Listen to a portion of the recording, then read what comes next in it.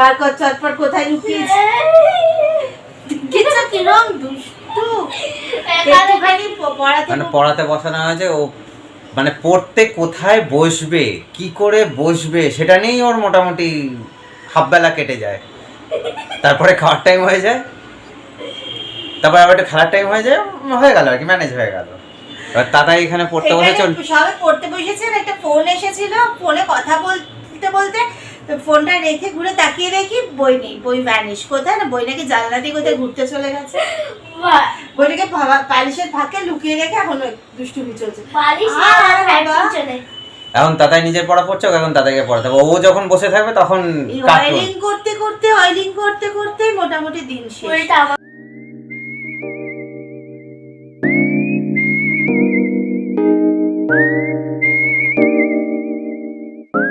Hello everyone, welcome back to our channel live simply with Sushree. আজ 17 জানুয়ারি বুধবার, আর সকাল সকাল বসেছি গরম গরম চা নিয়ে। এই ঠান্ডার মধ্যে কাঁপতে কাঁপতে স্নান টান করে একদম কাঁপুনি আর শরীর থেকে ছাড়ছে না, সেটা একদম সাংঘাতিক অবস্থা। রোদ্দুরটাও সেরকম নেই। কালকে রাত্রেবেলা রিকা আমাকে বলছে, মামা যা অবস্থা, এবার না তুমি কিন্তু আমাকে দুটো গ্লাভস কিনেই দেবে।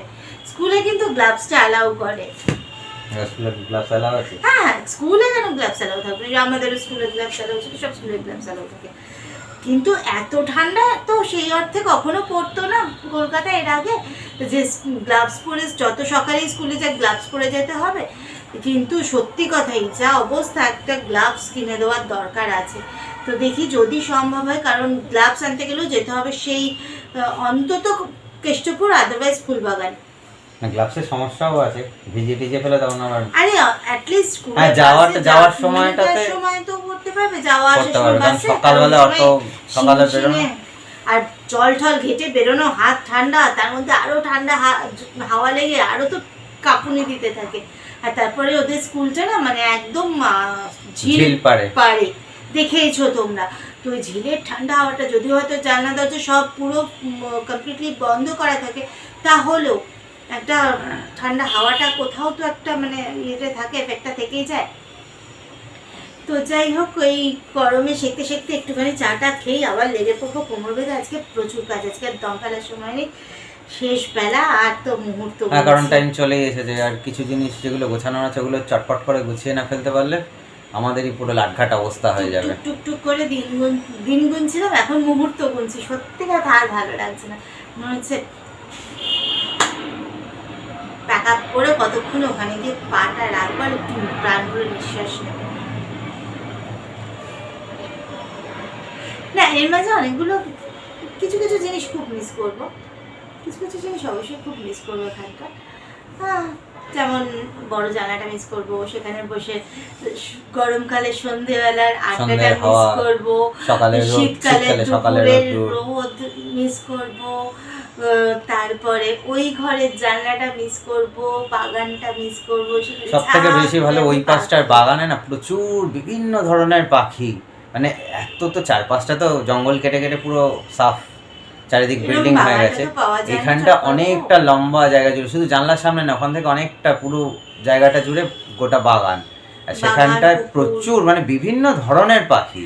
সেই ওখানে পুকুরও আছে, ওই জমিটার শেষ প্রান্তে গিয়ে কোনাটা একটা পুকুরও আছে। প্রচুর বুলবুলি পাখি ঝাঁক বেঁধে সারাদিন কিচিরমিচির। আর আমার ওই জানলাটার মধ্যে, আর তারপর সব থেকে মজা আছে ওখানটা ঠাকুরের যে মিছরিগুলো ওগুলো দিয়ে রাখি, পাখিগুলো কি ভালো খায় এসে।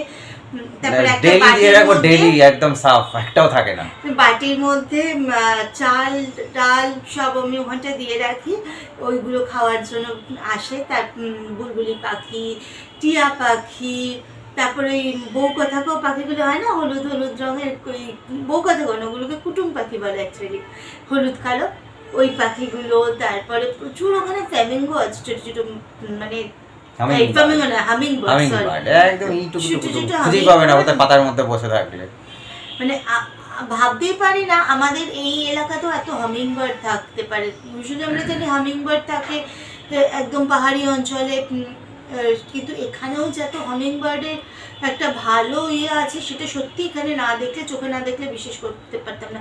তোমাদের অনেকবার দেখানোর চেষ্টা করেছি, বাট এত ছোট ওগুলো কিছুতেই খুঁজে পাওয়া মুশকিল। ওই আসছে না। তাকিয়ে থাকলে যখন ফুট করে উড়ে গেল ডালের মধ্যে থেকে, তখন বোঝা গেল ওখানে কিছু একটা ছিল। কিন্তু গাছের মধ্যে এমন করে মিশে থাকে, ওই জানলায় এসে বসলে একমাত্র বোঝা যায়, তাও আমরা যাওয়ার আগে তারা ফুট করে পালিয়ে যায়, ক্যাপচার করা যায় না। এগুলো তো মিস করতেই হবে, ভীষণ মিস করবো। তারপর দোয়েল পাখিগুলো, আর খুব মিস করবো কোকিলটাকে। ও তো মানে এত মিষ্টি, ফ্যামিলির একটা মেম্বার হয়ে গেছিলো। মানে অ্যাকচুয়ালি কি হতো, ওর ডাকে মোটামুটি সব পুরো বসন্তকাল কেন, গরম পড়ার সঙ্গে সঙ্গে ওর ডাকাডাকি শুরু হয়ে যায়। বলে বসন্তকালে কোকিলের ডাক শোনা যায়, কিন্তু মোটামুটি এই একটু ঠান্ডাটা গেলেই তারপরে এখন কোথাও একটা লুকিয়ে টুকিয়ে রয়েছে, ঠান্ডাটা গেলেই ওর শুরু হয়ে যাবে।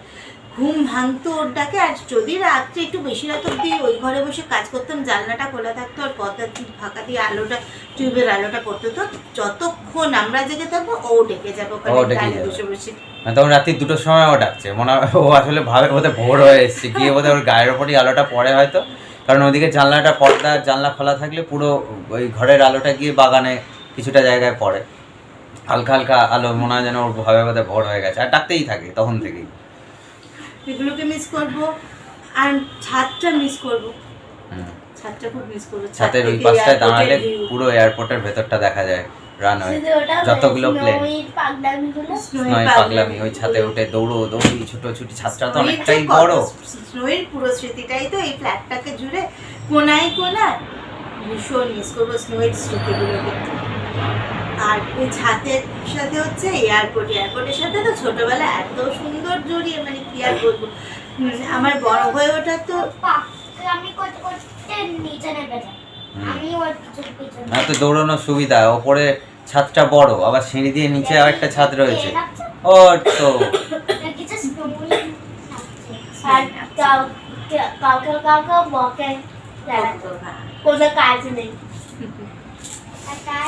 তো সবই এইরকমই চলবে, কারণ ও এখানেই এসেছিল আর পুরো ওর পাটটা পুরো এখানেই। যাওয়ার আগে চেষ্টা করবে একবার তোমাদেরকে আবার ছাদটা দেখিয়ে নিয়ে যেতে। সেটা জানি না এই ঠান্ডায় সম্ভব হবে, কারণ এদিকে প্রচুর কাজ পড়ে রয়েছে। আসলে ঠান্ডা থেকে বড় করে প্রচুর কাজ, মানে হলেও সেটা শেষ মুহূর্তে যদি একবার যাওয়া যায়।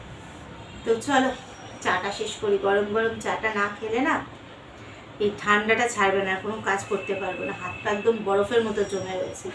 আর ওইদিকে ঠাকুরের ঘরে ওইদিকে কাজ করতে গেলে যেটা হয় কি, ওদিকটা একদম রোদ্দুর পড়ে না, তো ওই জানলাটা কতদিন খুলছি না, রান্নাঘরের জানলা, ঠাকুর ঘরের জানলা, ওদিকটাতে একদম রোদ্দুর পড়ে না, প্রচন্ড ঠান্ডা, এখন পুরো কাঁপিয়ে দেয় হাওয়া, মানে ওরে বাপ রে বাপ, মনে হবে একেবারে হিমালয় চূড়ায় দাঁড়িয়ে আছে। চাটা ঠান্ডা হয়ে যাবে। দেখেছো ভাজিগুলোর অবস্থা, একটু গল্প পেলেই হলো। এই যে ম্যাম পড়াবেন, চলো এই ম্যাম পড়াবে, তাকে ফোন করেছিল, পড়ে না, আবার তুমি বলতে হবে।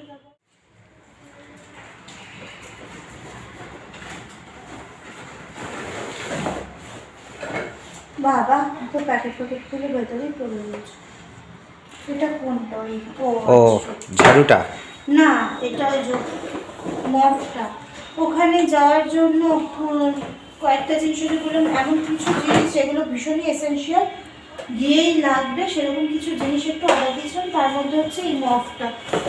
ইউজুয়ালি আমরা যেটা ওই বাকেট স্পিন করা যে মফগুলো, ওগুলো ইউজ করি, কিন্তু ভাবলাম ওখানে না সবই ঠিক আছে, ওই মফগুলো রাখার জন্য একটু এক্সট্রা স্পেস লাগে অনেকটা। তো এইটা দেখলাম জিনিসটা একটু স্লিক টাইপের, তাই ভাবলাম যে একটা ইউজ করে দেখি যেটা এক্স্যাক্ট মানে কীরকম হয়। এটা হচ্ছে একটা ওয়াটার ট্যাঙ্ক, এটা স্প্রেয়ার মফ আর কি। এটা ওয়াটার ট্যাঙ্ক, এখানে এটা স্প্রেটা আছে, স্প্রে এই জন্য অপটা, এটা স্প্রে করলে ঠিক যেটুকু জায়গা তোমার ক্লিন করার দরকার সেটুকু জায়গায় জলটা পড়লে এইটা হচ্ছে মফটা, প্যাডটা, এটা দিয়ে ক্লিন করে নেওয়া যাবে। এই হিসেবেই আর কি এই মফটা আনি। এটাতে বোধহয় ওই তোমার সাবান দিয়েও ইউজ করা যাবে নাকি? হ্যাঁ, সাবান ফেনাল সবই তুমি এর মধ্যে দিতে পারবে, কিন্তু এটা দেখতে হবে আস্তে আস্তে, এখনো বিষয়টা ইউজ টু। এই যে ওটা তোমার গান নয়, হ্যাঁ সিলটা খুললাম, এই যে গান, ওটা গান নয় বাবা, এটা কিসে? এটা এই যে জাস্ট ক্লিন করা। প্রো ক্লিন আমার করা মনে রাখো ভাই হাল কি করেছে কি করেছে হ্যাঁ ও ঠিক আছে ওগুলো তো মিট মুটে হ্যাঁ মুছে এটা একটু দেখো তো কিভাবে একটা দাঁড়া, ওটা দেখছি। ও আচ্ছা এই যে আটকে গেছে আটকে গেছে? হ্যাঁ হ্যাঁ, জিনিসটা স্লিক টাইপের জিনিস, ওটা স্পেস লাগবে না। সুবিধা হবে এই যে এভাবে জাস্ট এখান থেকে স্প্রে করলে আর যে জায়গাটা এইটুকু ক্লিন হয়ে গেল। আর এটাকেও খোলা যায়, এটাকে ওটাকে বোধহয় চেঞ্জ করা যায় হ্যাঁ, প্যাডটা। এটা পুরো প্যাডটা চেঞ্জ করা যায়, ডিসপোজেবল এটা। ও, এটাকে খুলে ক্লিন করে শুকিয়ে নেওয়া যায়। এটা এখনো পর্যন্ত কোনোদিন ইউজ করিনি, তবে ইউজ করে দেখতে হবে অ্যাকচুয়ালি কি হচ্ছে পুরো বিষয়টা। খারাপ বলে মনে হচ্ছে না, জিনিসটা কাজে লাগছে, মানে কাজে লাগবে আর কি ঠিকঠাক ভাবে। শুধু এইটা দেখতে হবে যে জলটা কিভাবে এইটার মধ্যে ভরতে হবে। ওটা আসলে নতুন জিনিস তো, বেশি টানা হেঁচড়া করতেও ভয় লাগছে আন্দাজে।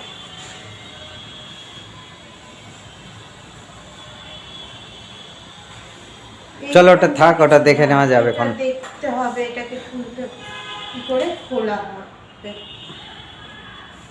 নিশ্চয় সিস্টেমটা কিছু আছে, এইটাকে ও আছে কিছুই না, জাস্ট এটাকে টেনে খুলে ও, ওইটার মধ্যে জল বা ফিনাইলটা দিয়ে এর মধ্যে জল, তার সাথে যা তোমার ক্লিনারটা মিশিয়ে এর Just মধ্যে ওখানে আটকে just দিয়ে, আটকে দিলে আর এটা আর দিয়ে এই মুখটা থেকে এটা এই যে স্প্রেয়ার, এই সাহায্যে স্প্রে করলে জিনিসটা এখান থেকে জলটা বেরোবে, এইখান থেকে জলটা স্প্রে হবে, আর তোর নিচে ডাস্টারটা রইবে। তো আশা করি এটা খুব একটা খারাপ না, কাজেই লাগবে। তো চলো, এই একটা জিনিস আজকে এলো, এটা দিকে একটুখানি ভাবছিলাম কি আসবে না। আর একটা যেটা জিনিস অর্ডার দিয়েছিলাম সেটা হচ্ছে একটা যুদ্ধ করতে। এটাও একটা ফ্লোর ক্লিনার, এটা ওই এটা দিয়ে কেটে নাও, ওই চারদিক দিয়ে বাবা যা প্যাকিং দিয়েছে। ড্রাই ডাস্টটাকে আর কি ক্লিন করার জন্য মপ যেগুলো হয় সেই জিনিসগুলো সবই ব্লু কালারের এসছে। আমি দিয়েছিলাম কালারগুলো কি সুন্দর, এটা দিয়েছিলাম রেড কালার থেকে আর ওটা দিয়েছিলাম পিঙ্ক কালার থেকে, বাট সব এরকম ব্লু কালারের এসছে। তো যা এসেছে কি করার, আর ঝামেলা যেতে ইচ্ছা করছে না। ওরে বাবা রে, সাংঘাতিক। ব্লু দিয়ে আটকে রেখেছে গ্লু দিয়ে না, টেপ দিয়ে দিয়েছে, নাহলে তো খুলে যাবে। একটা পিঠে glue হ্যাঁ, আলাদটাতে গ্লু দেওয়া আছে, এটাকে ভেতরে গ্লু দিয়ে আটকে দিয়েছে, ওই জন্য বেরোচ্ছে না। এত মানে ড্রিঙ্কস বক্সটা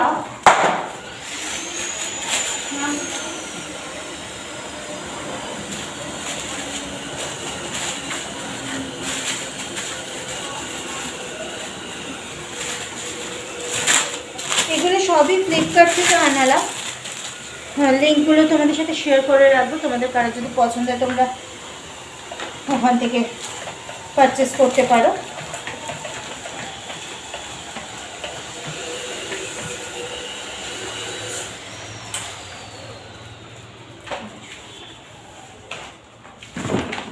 ছোট্ট ও খোলাও যায়। এটাও চেঞ্জ করা যায়। হ্যান্ডেলটা বাড়ানো কমানো যায়, খারাপ না জিনিসগুলো, কাজের আছে। ধুলোগুলোতে হাত দাও। দিলে কেন? কেউ গিয়ে হাতটাকে ধুয়েছ, সবাই হাতটা ধুয়ে না।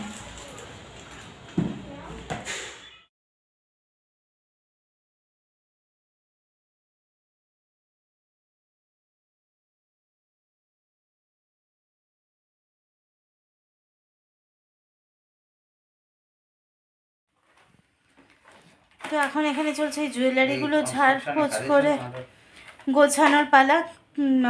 জামা কাপড়গুলো তো এক প্রস্ত হয়ে গেছে, যেগুলো হাতের কাছে ছিল বা আলমারিগুলো মোটামুটি সব দোকানে গেছে, শুধু এখন বাকি আছে বিছানা আর এক্সট্রা কিছু শীতের জামা কাপড়, যেগুলো সবসময় ইউজ হয় না, ওই খাটের বাস্কেটে রয়েছে ওইখানটা, ওগুলো ঢুকিয়ে দিলে জামা কাপড়টা পুরোপুরি প্যাক হয়ে গেল। আর এখন হাতের মানে হাতের নাগালেরগুলো তো গোছানো হয়ে গেছে, তো এখন এবারে এই কারণে জুয়েলারি, ঠাকুরের কিছু জিনিস আর বই খাতাগুলো করে নিলে এই ঘরটা ভাগ হয়ে যাবে। তো সুনীতা এখানে বসেছে এই বক্সে ঢোকানোর আগে বললো যে তাহলে এইগুলো একটু একেবারে ড্রয়ারগুলো বন্ধ রয়েছে, তা সত্ত্বেও ধুলো ভর্তি, কারণ এখানে এত দুদিকে চারিদিকে কনস্ট্রাকশনের কাজ হচ্ছে, পুরো বলছিলাম না, মনে হচ্ছে সিমেন্ট তার ধুলো জন্য উঠছে আর পুরো একদম এই ঘরের ভেতরে একদম সাদা হয়ে যাচ্ছে, মানে পুরো ভেতর বক্স ঝাড়পোছ করা, এর ভেতরে পুরো ধুলোয় ভর্তি। ডাস্টিং করার 1 ঘন্টার মধ্যে যে কোনো জায়গা আবার সাদা হয়ে যাচ্ছে ধুলোতে, এরকম অবস্থা।